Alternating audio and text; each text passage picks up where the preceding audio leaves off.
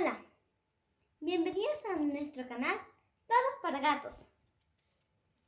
En este video tengo un invitado especial, mi gata, Pepita. Hola, yo soy Pepita Cat, soy la gatita de la presentadora de este canal que se llama Todo para Gatos. En este video, yo y mi gata les vamos a enseñar cómo hacer un juguete fácil y sencillo para gato. Los materiales: una lanita de aproximadamente 2 metros, una lanita más pequeña para amarrar y unas tijeras. Si son gatitos pequeños, díganle a sus papás que les ayuden con las tijeras.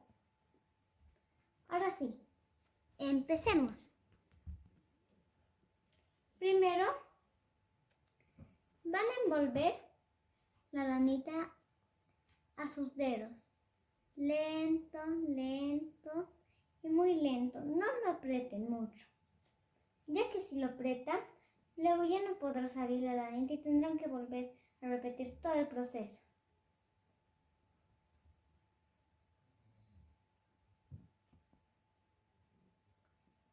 Una vez que ya está así, lo sacan.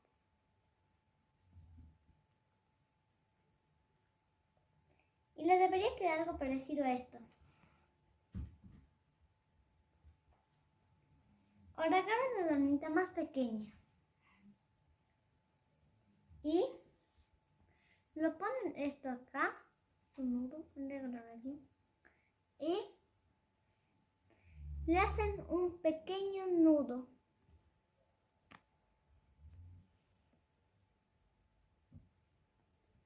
Y lo aprietan fuerte. Si quieren, le pueden hacer doble nudo para asegurar el juguete y que dure más tiempo.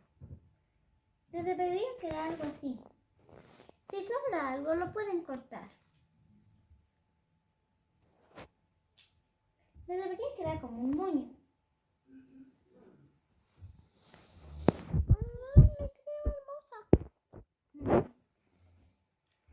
Ahora, con mucho cuidado, con las tijeras tienen que cortar por estos pequeños hoyitos que ven.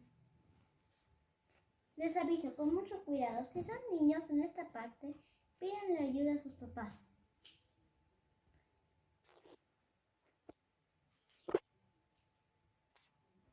Les repito, con mucho cuidado.